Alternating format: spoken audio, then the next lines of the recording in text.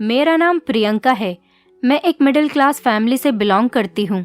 मेरी ससुराल बहुत अच्छी थी। शादी करके मैं एक अच्छे परिवार में गई थी। हमारे घर में एक काल कोठरी बनी हुई थी। मेरी सास के मरने के बाद मेरे ससुर जी रोज रात को उस कोठरी के अंदर जाते और 2-3 घंटे के बाद ही बाहर आते थे। हमेशा उस कोठरी में ताला लगा रहता था।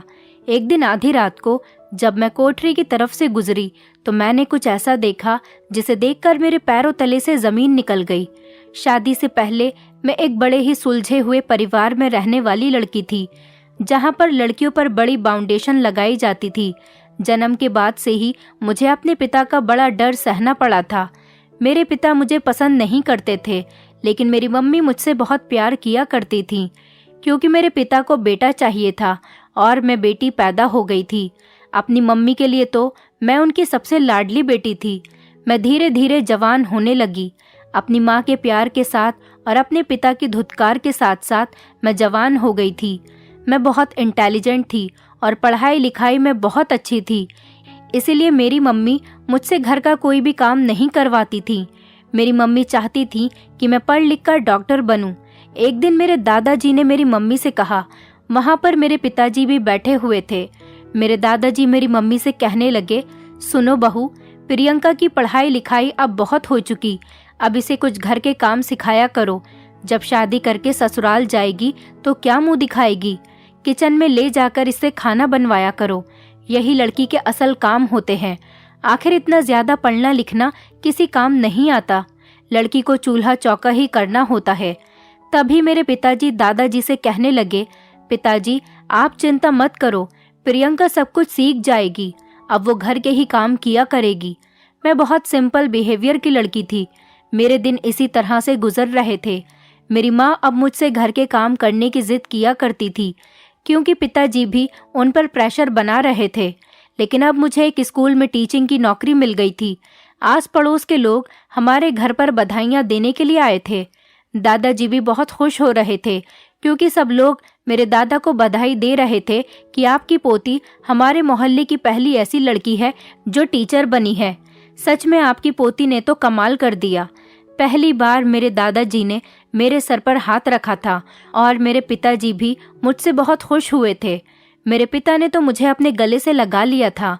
ये सब देखकर मेरी आंखों में आंसू आ गए थे। एक दिन मेरे पिताजी मेरी मम्मी से कहने लगे, अब हमें प्रियंका की शादी के बारे में सोचना चाहिए।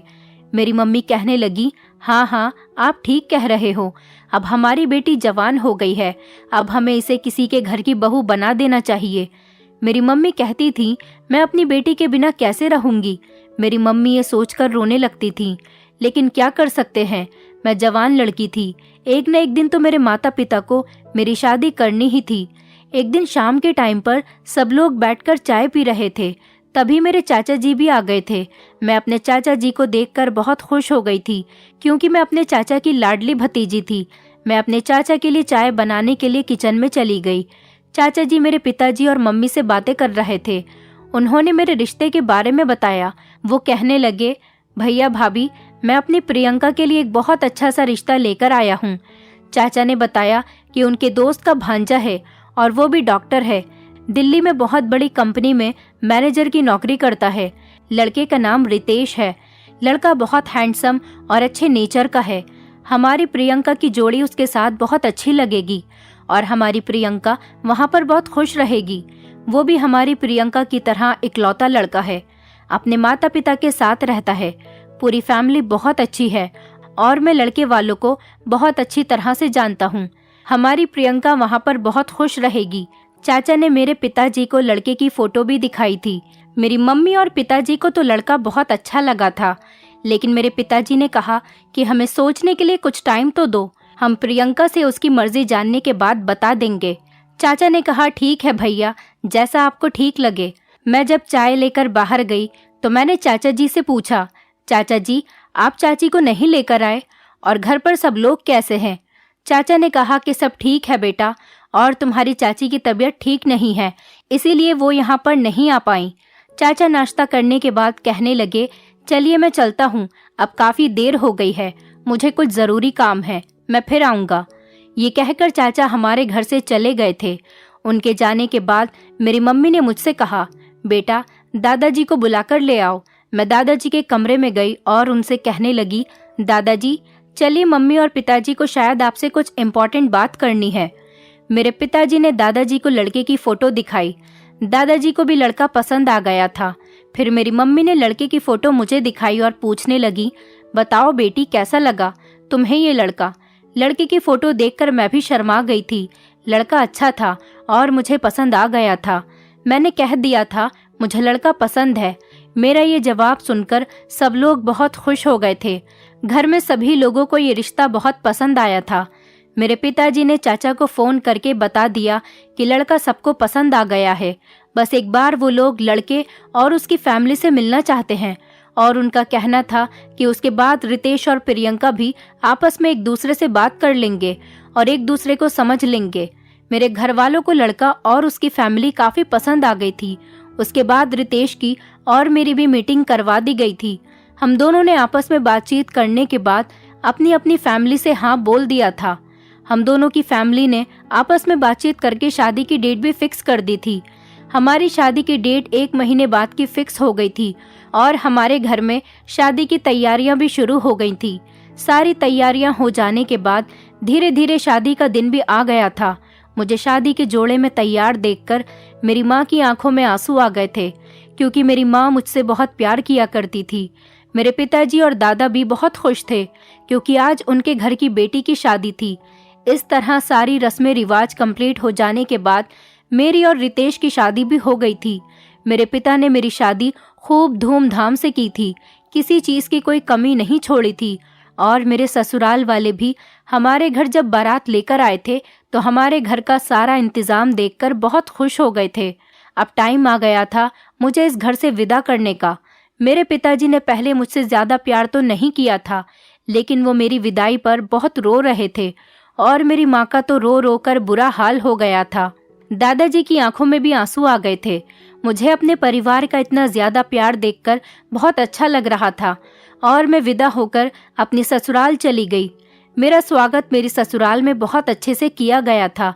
मेरे दिल में थोड़ा सा डर था, क्योंकि लड़की की जब शादी होती है तो वो थोड़ा नर्वस फील करती है और यही सब कुछ मैं भी फील कर रही थी। मुझे ऐसे नर्वस देखकर रितेश ने अपनी मम्मी को मेरे पास भेजा। मेरी सास ने मुझे बहुत प्यार से समझाया, बेटी डरने की जरूरत नहीं है, हम तुम्हारे अपने हैं, तुम हमारी बेटी की तरह हो, इसलिए तुम हमें भी अपना ही समझो। मेरे लिए जैसे मेरा बेटा है ऐसे ही तुम भी हो। मैं चुपचाप बैठी हुई अपनी सास की बातें सुन रही थी। मेरे दिल का डर अब थोड़ा कम हो गया था, क्योंकि वो मुझे तसल्लियां दे रही थीं। फिलहाल मेरी शादी का आज का दिन तो पूरा हो चुका था। मुझे रितेश के कमरे में भेज दिया गया था। मेरा दिल जोर जोर से धड़क रहा था और मैं दुल्हन बनी बेड पर बैठी हुई थी। थोड़ी देर के बाद रितेश भी कमरे में आ गया था और वो मेरे पास आकर बैठ गया था। उसने धीरे धीरे मुझसे बातें करना शुरू की और मेरा हाथ पकड़कर कहने लगा, प्रियंका तुम बिल्कुल टेंशन मत लो, मेरी मम्मी पापा बहुत अच्छे हैं, वो हमेशा तुम्हें अपनी बेटी बनाकर रखेंगे। ये बात सुनकर मेरी आंखों में आंसू आ गए थे, क्योंकि मुझे अपने माँ पिताजी की याद आ गई थी। रितेश ने मेरे आंसू पोंछते हुए मुझे गले से लगा लिया था। शादी की पहली रात तो बहुत अच्छी गुजरी थी। अगली सुबह फ्रेश होकर जब मैं अपने कमरे से बाहर निकली तो मैं सीधा किचन में चली गई थी। आज मेरी ससुराल में किचन में मेरा पहला कदम था। मुझे सबके लिए खीर बनानी थी। खीर बनाने के बाद जब मैंने सबको खीर दी तो डर की वजह से मेरे हाथ कांप रहे थे। मैं इतनी होशियार और पढ़ी लिखी होने के बावजूद भी ससुराल में आकर छोटी से छोटी बात पर डर रही थी। न जाने मुझे ऐसा क्यों हो गया था। शायद लड़कियों को शादी के बाद ऐसा ही होता है। मेरी सास ने मेरे हाथ पकड़ लिए और समझाने लगी, बेटी तुम बिल्कुल टेंशन मत लो, तुम्हें यहाँ पर हमसे डरने की बिल्कुल भी कोई जरूरत नहीं। सब लोगों ने मेरे हाथ की बनी हुई खीर खाई और खीर की खूब तारीफ की, और सबसे ज्यादा तारीफ तो मेरे ससुर जी ने की थी। मेरे दिल को तसल्ली हो गई थी कि चलो पहला दिन किचन का बहुत अच्छा गया। मेरी सास कहने लगी, प्रियंका के हाथों में तो बिल्कुल जादू है, क्या कमाल की खीर बनाई है। तुमने पढ़ाई लिखाई करते करते खाना भी अच्छा बनाना सीख लिया है। मैंने कहा कि मम्मी जी ये सब कुछ मुझे मेरी मम्मी जी ने सिखाया है। मैं मम्मी को बनाते हुए देखती थी तो उसी तरह से ट्राई करके यहाँ पर भी बना लिया। मेरी सास को ये बात सुनकर बहुत अच्छा लगा था। अब हमारे घर के सारे मेहमान अपने अपने घर को जाने लगे थे। मैंने सब मेहमान के लिए खाना बनाया था। सबको खाना भी बहुत पसंद आया था। अब घर में हम सिर्फ 4 लोग ही बचे थे, क्योंकि सारे मेहमान अपने अपने घर को जा चुके थे। पगफेरे की रस्म के लिए मुझे अपने मायके भी जाना था। मेरे चाचा जी मुझे पगफेरे की रस्म के लिए लेने आए थे। मेरी सास ने मेरे चाचा को धन्यवाद कहा था और कहा था कि हमें प्रियंका जैसी लड़की नहीं मिल सकती थी। आपका बहुत बहुत धन्यवाद कि आपने हमें प्रियंका जैसी बहू दी। मेरी सास मेरी बहुत ज़्यादा तारीफ कर रही थी, तो ये सुनकर मेरे चाचा को भी बहुत अच्छा लगा था। मैं अपने चाचा के साथ अपने मायके आ चुकी थी। दादाजी, मेरी मम्मी और पिताजी सभी लोग घर के दरवाजे पर खड़े हुए मेरा इंतजार कर रहे थे। मेरे जाते ही सब लोगों ने मुझे आशीर्वाद दिया और गले से लगा लिया। ऐसा लग रहा था जैसे सबने मुझे काफी सालों बाद देखा है। मेरी मम्मी ने मुझसे पूछा कि बेटी तुम कैसी हो, सब ठीक तो है ना ससुराल में, किसी ने कुछ कहा तो नहीं, और तुम्हारी ससुराल में सब लोग कैसे हैं? मैंने मम्मी से कहा, अरे मम्मी शांत हो जाओ, सब कुछ ठीक है। मेरे ससुराल में सब लोग बहुत अच्छे हैं और सब लोग मुझसे बहुत प्यार करते हैं। मेरे मुंह से ये बात सुनकर मेरी मम्मी को बहुत तसल्ली हो गई थी और वो खुश नजर आ रही थी, और उनको इस बात की भी तसल्ली हो गई थी कि उनकी बेटी की शादी सही घर में हो गई है। हंसते मुस्कुराते 2-3 दिन कब बीत गए किसी को पता ही नहीं चला। मेरा पति मुझे लेने के लिए मेरे घर पर आ गया। मेरी फैमिली में सब लोग रितेश से मिलकर बहुत खुश हुए थे और उसके बाद मैं अपने पति के साथ घर वापस आ गई थी। इधर ससुराल में अपनी बहू को देखकर सब लोग बहुत खुश हो गए थे। मेरी सास कहने लगी, बेटी सब लोग घर पर कैसे हैं? तुम्हारी मम्मी कैसी हैं? दादाजी कैसे हैं? और तुम्हारे पिता? मैंने उनको बताया, माँ जी मेरे घर पर सब लोग बिल्कुल ठीक हैं। आप बताइए आप कैसी हैं? मेरी सास कहने लगी, बस ठीक हूँ, अब तुम आ गई हो तो और ज्यादा ठीक हो जाऊंगी। मेरी सास ने मुझे कहा, बेटी तुम आराम कर लो, तब तक मैं तुम्हारे लिए कुछ खाने पीने का लेकर आती हूँ। धीरे धीरे दिन गुजरते चले जा रहे थे। मेरी सास का बिहेवियर मेरे साथ बहुत अच्छा था और हम दोनों मिल बांटकर घर का सारा काम कर लिया करते थे। एक दिन मेरी सास मेरे पास खड़ी हुई बातें कर रही थी। तभी अचानक उनकी तबीयत बिगड़ गई और वो बेहोश होकर जमीन पर गिर पड़ी। मैं तो अपनी सास को देखकर घबरा गई थी कि न जाने इन्हें क्या हो गया था। मैंने जल्दी से अपनी सास को उठाने की कोशिश की और पानी की छींटे मारकर उन्हें होश में लाने की कोशिश करने लगी। मैंने जल्दी से अपने ससुर को आवाज लगाई। मेरे ससुर भागे भागे आए। पता नहीं मेरे सास को क्या हो गया था। मेरे ससुर ने भी मेरी सास को जगाने की बहुत कोशिश की, लेकिन वो होश में नहीं आई। मैंने फौरन ही रितेश को कॉल करके घर पर बुला लिया।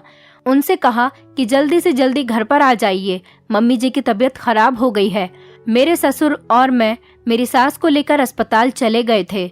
मेरे पति को भी हमने अस्पताल आने के लिए कह दिया था। मेरी सास को इमरजेंसी में एडमिट करवा दिया गया था। दवाइयाँ और इंजेक्शन के थ्रू मेरी सास को होश में लाया गया था। फिर उनके काफी सारे रिपोर्ट्स भी हुई थी। रितेश भी अस्पताल पहुंच चुके थे। उन्होंने सबसे पहले आते ही यही सवाल किया कि माँ को क्या हुआ है। मेरे ससुर ने कहा, पता नहीं बेटा, तुम्हारी माँ को क्या हो गया है। मैंने उनको बताया कि मम्मी जी मेरे साथ खड़ी हुई बातें कर रही थीं, तभी अचानक बेहोश होकर जमीन पर गिर गईं। मैंने अपने पति को दिलासा दिया और कहा कि अभी तो मम्मी जी ठीक हैं, डॉक्टर ने कुछ रिपोर्ट्स बताई हैं, कल उनकी रिपोर्ट आ जाएंगी, इसलिए तब तक उन्हें अस्पताल में ही रुकना पड़ेगा। तुम फिक्र मत करो, मम्मी जी बिल्कुल ठीक हो जाएंगी। मेरे पति ने कहा कि तुम घर चलो, नहीं तो हॉस्पिटल में रुकने से तुम्हारी तबीयत खराब हो जाएगी। मेरे ससुर ने कहा, रितेश बेटा तुम भी घर चले जाओ, तुम्हारी माँ के पास मैं रुक जाऊंगा, बहू घर पर अकेली तो नहीं रुकेगी। रितेश ने कहा, लेकिन पापा जी मैं आपको यहाँ पर अकेला छोड़कर कैसे जा सकता हूँ। मेरे ससुर ने रितेश से कहा, बेटा तुम चिंता मत करो, तुम अपनी मम्मी को देखने के बाद घर के लिए निकल जाओ, मैं यहाँ पर सब कुछ संभाल लूंगा। मुझे अपनी सास की बहुत फिक्र हो रही थी और मेरा दिल रो रहा था, मेरी आंखों में आंसू आ गए थे। जैसे ही मेरे पति ने मेरी तरफ देखा तो वो मुझसे पूछने लगे, क्या हुआ है, तुम क्यों रो रही हो। मैंने उनको बताया कि मम्मी जी को क्या हो गया है, उनकी तबीयत अचानक कितनी खराब हो गई कि वो बेहोश हो गई। मेरे पति ने मुझे दिलासा दिया और कहने लगे, शांत हो जाओ, मम्मी को कुछ नहीं होगा। लेकिन मैंने एक बड़ी अजीब सी बात देखी थी कि मेरी सास को काफ़ी दिनों से बुखार आ रहा था और वो किसी चीज़ की दवाइयाँ खा रही थी। मैंने घर जाते ही उन दवाइयों के रैपर लाकर अपने पति को दिखाए और उनको बताया कि काफ़ी दिनों से मम्मी जी ये दवाई ले रही थी। मेरे पति ने दवाई के रैपर देखकर कहा कि ये दवाई तो मम्मी के बुखार की है, लेकिन बुखार तो मम्मी का काफ़ी दिनों पहले ठीक हो चुका था, तो फिर अचानक उनकी आज तबीयत कैसे खराब हो गई। रितेश मुझसे बहुत नाराज हुए और कहने लगे, तुमने ये बात मुझे पहले क्यों नहीं बताई। मैंने रितेश से कहा कि मुझे माफ़ कर दो, मुझे नहीं पता था कि मम्मी जी किस चीज़ की दवाई खा रही हैं, और फिर मुझे लगा कि शायद तुम्हें इस बारे में पता होगा। मुझे नहीं पता था कि ऐसा भी कुछ हो जाएगा। मैंने रितेश से कहा, रितेश तुम परेशान मत हो, मैं जा रही हूँ हॉस्पिटल। मम्मी जी की रिपोर्ट्स आने वाली होंगी और उनका ख्याल रखना भी बहुत ज़रूरी है। पापा जी वहाँ पर अकेले हैं, अस्पताल में किसी औरत का होना भी ज़रूरी है। रितेश कहने लगे, मैं भी चलता हूँ तुम्हारे साथ। मैंने कहा, नहीं, आप ऑफिस से आए हो, आप आराम करो, जैसी भी बात होगी मैं आपको फ़ोन पर बता दूंगी। मैं हॉस्पिटल आई तो मेरे ससुर जी बैठे हुए थे। मेरी सास की रिपोर्ट्स भी आने वाली थी। डॉक्टर ने पूछा कि आप कौन हैं। मैं आगे बढ़ गई और कहने लगी, ये मेरी सास है। जी बताइए। तो डॉक्टर ने मुझे अपने केबिन में आने के लिए कहा। मैं डॉक्टर के केबिन में चली गई थी। जब डॉक्टर ने मुझे बताया कि आपकी सास को कैंसर है और ये फाइनल स्टेज पर है, ये सुनते ही मेरे पैरों तले से ज़मीन निकल गई थी कि आखिर मेरी सास को इतनी बड़ी बीमारी थी। डॉक्टर ने मुझसे पूछा, क्या आप लोगों को कभी भी कुछ पता नहीं चला। मैंने डॉक्टर को उन दवाइयों के रैपर्स दिखा दिए जो मेरी सास लिया करती थी। अभी जब मैं घर गई थी तो मुझे इस बात की याद आ गई थी, इसीलिए मैं दवाइयों के रैपर अपने साथ लेकर हॉस्पिटल चली आई थी। उन्होंने मुझे बताया कि आपकी सास को इस बारे में पहले से ही पता है कि उन्हें कैंसर है और ये दवाइयाँ कोई नॉर्मल दवाइयाँ नहीं बल्कि कैंसर की ही दवाई है। मुझे यकीन नहीं आ रहा था कि मेरी सास को कैंसर है और ये बात वो अच्छी तरह से जानती थी, तो उन्होंने इस बारे में अपने घर पर किसी को क्यों नहीं बताया। मैंने पीछे पलटकर देखा तो डॉक्टर के केबिन के दरवाजे पर मेरे ससुर खड़े हुए सारी बातें सुन रहे थे। उनके पैरों तले से भी ज़मीन निकल गई थी और उनकी आंखों से आंसू निकलने लगे थे। मैंने अपने ससुर को दिलासा दिया और उनको चेयर पर बैठाया। मैंने उनको समझाया कि प्लीज़ पापा जी, आप परेशान मत हो। अगर रितेश को ये बात पता चलेगी तो वो भी बहुत ज़्यादा परेशान हो जाएंगे। मम्मी जी ठीक हो जाएंगी। मेरे ससुर कहने लगे, बहू मुझे झूठा दिलासा मत दो।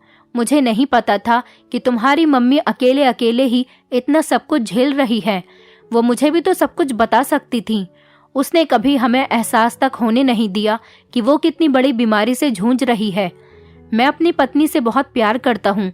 वो मुझे छोटी से छोटी बात बताती है, फिर उसने मुझसे इतनी बड़ी बात कैसे छुपा ली। मैं एक अच्छा पति नहीं बन पाया। देखो, मैं तुम्हारी मम्मी का ख्याल नहीं रख पाया। मेरे ससुर ये बात कह रहे थे और बुरी तरह से रो रहे थे।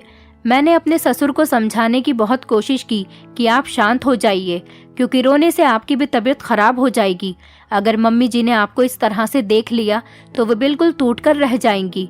हमें मम्मी जी के सामने मजबूत बनना पड़ेगा, जिससे उनके जीने की इच्छा बढ़ सकेगी, जितने भी कुछ दिन और हमारे साथ बिता सकेंगी। मेरे ससुर ने कहा, प्रियंका, इस बारे में तुम रितेश को कुछ भी मत बताना। वो मेरा इकलौता बेटा है, वो इस सदमे को बर्दाश्त नहीं कर सकेगा। मैंने अपनी ससुर की बातों में हाँ मिला दी थी। शायद रितेश की वजह से ही मेरी सास ने अपनी बीमारी के बारे में नहीं बताया था। दिन इसी तरह से गुजरते जा रहे थे। हम अपनी सास को घर लेकर आ गए थे। मैं घर पर रहकर अपनी सास का बहुत ज़्यादा ख्याल रखती थी। रितेश को बता दिया था कि मम्मी जी को इन्फेक्शन हो गया था, इसी वजह से उनकी तबीयत खराब हो गई थी। अब कोई बात नहीं, अब वो बिल्कुल ठीक है, लेकिन रोज़ उन्हें ट्रीटमेंट के लिए अस्पताल लेकर जाना पड़ेगा। रितेश बेफिक्र होकर रोज़ ऑफिस चले जाते थे और रोज़ घर आते ही मम्मी जी के बारे में पूछते हैं, मम्मी की तबीयत कैसी है, आज उन्हें कुछ हुआ तो नहीं था। लेकिन मैं उन्हें बताती कि मम्मी जी बिल्कुल ठीक है और अपने कमरे में आराम कर रही है, तुम टेंशन मत लो, धीरे धीरे मम्मी जी बिल्कुल ठीक हो जाएंगी। रितेश अपनी मम्मी के टेंशन में कुछ खाता पीता भी नहीं था। उसे हमेशा अपनी मम्मी की चिंता सताए रहती थी।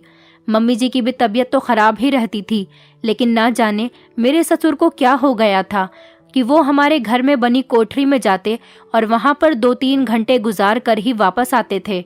मेरे ससुर रोज़ रात को ऐसा ही करते थे। रोज रात के 12 बजे के बाद कोठरी में चले जाते और रात के 3 बजे या 2 बजे ही उससे बाहर निकलते थे। मेरी सास अपने कमरे में अकेली सोती रहती थी।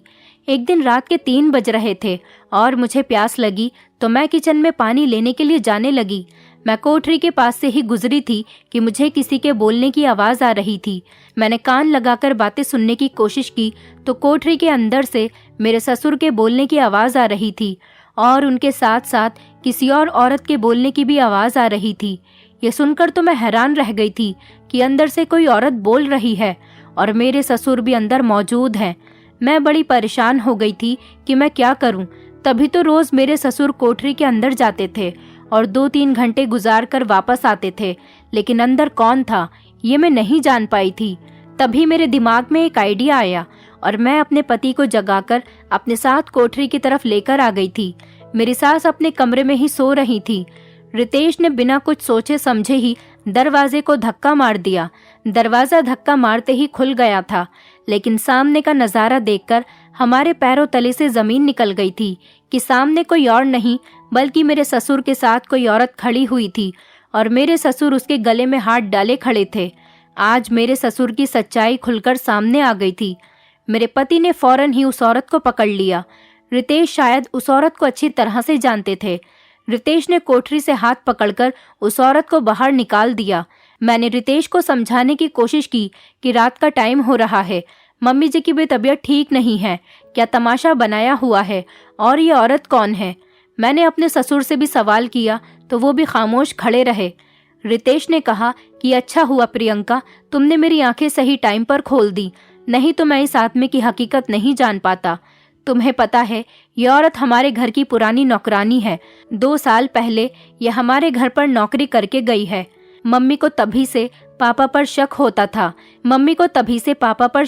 था कि इन दोनों के बीच में कुछ चल रहा है, इसलिए मम्मी ने इस नौकरानी को घर से निकाल दिया था। लेकिन आज ये 2 साल बाद फिर हमारे घर पर मौजूद है। ये सुनकर तो मेरे पैरों तले से जमीन निकल गई थी। मेरे पति ने अपने पिता से सवाल किया कि आप भी इससे प्यार करते हैं। मेरे ससुर ने कहा कि हाँ, मैं इससे प्यार करता हूँ, क्योंकि मुझे पता है कि तुम्हारी माँ को कैंसर है और वो ज्यादा दिन मेरे साथ नहीं रह सकती। ये बात बहुत पुरानी हो गई है, ये कोई नई बात नहीं। तुम्हारी माँ भी ये बात अच्छे से जानती है और मैं भी ये बात अच्छे से जानता हूँ कि उसको कैंसर है, इसलिए मैं उसके साथ नहीं रह सकता। ये नौकरानी है, लेकिन मैं इससे प्यार करता हूँ। ये बात सुनकर मेरे पति हैरान रह गए थे और मैं भी हैरान थी कि मेरे ससुर को जब ये बात पहले से ही पता थी तो वो उस दिन हॉस्पिटल में रोने का नाटक क्यों कर रहे थे। मेरे ससुर ने बताया कि वो अपनी बीमार पत्नी के साथ नहीं रहना चाहते। इतनी बातें ही हो रही थी कि पीछे ये सब खड़ी हुई मेरी सास सुन रही थी, जो अचानक से बेहोश होकर गिर गईं। हम लोग फौरन उन्हें अस्पताल लेकर गए। अस्पताल में उन्हें मृत घोषित कर दिया गया था। तभी मेरे पति ने मेरे मुंह पर थप्पड़ मार दिया और वो कहने लगे कि तुम्हें ये बात पता थी तो फिर तुमने मुझे क्यों नहीं बताई कि मेरी मम्मी को कैंसर है। इतने दिनों से तुम मुझसे ये बात छुपाती आ रही हो। प्रियंका, तुमने मुझे क्यों नहीं बताया इस बारे में। मैंने अपने पति से माफ़ी मांगी और कहा कि मुझे पापा जी ने ही मना किया था कि आपको कुछ नहीं बताना। अगर आपको इस बारे में पता चल गया तो आप ये सदमा बर्दाश्त नहीं करोगे।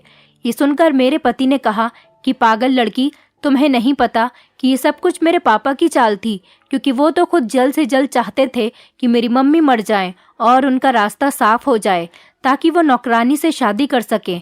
अगर तुम मुझे मम्मी की बीमारी के बारे में बता देती तो मैं अपनी मम्मी को बचाने की हर कोशिश से गुजर जाता। मुझे अपनी गलती पर बहुत पछतावा हो रहा था।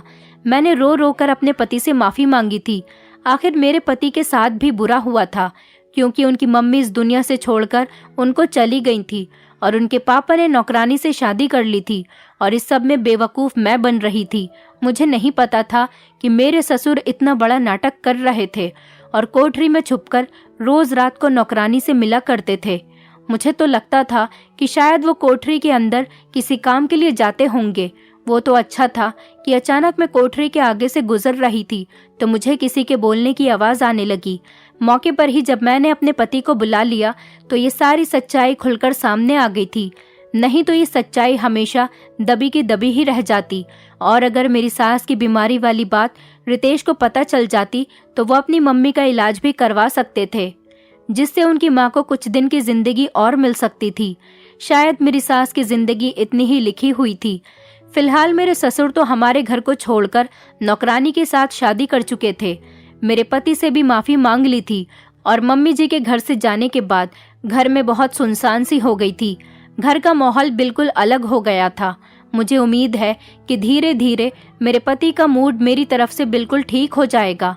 लेकिन एक तरफ मेरे ससुर ने अपनी पत्नी और अपने बेटे के साथ बहुत बुरा किया था। दोस्तों, उम्मीद करती हूँ आपको हमारी कहानी पसंद आई होगी। कहानी पसंद आई है तो वीडियो को लाइक करें, चैनल पर नए हैं तो चैनल को सब्सक्राइब करें और हाँ, नोटिफिकेशन बेल को जरूर दबाएं ताकि अगली अपडेट सबसे पहले आपको मिले।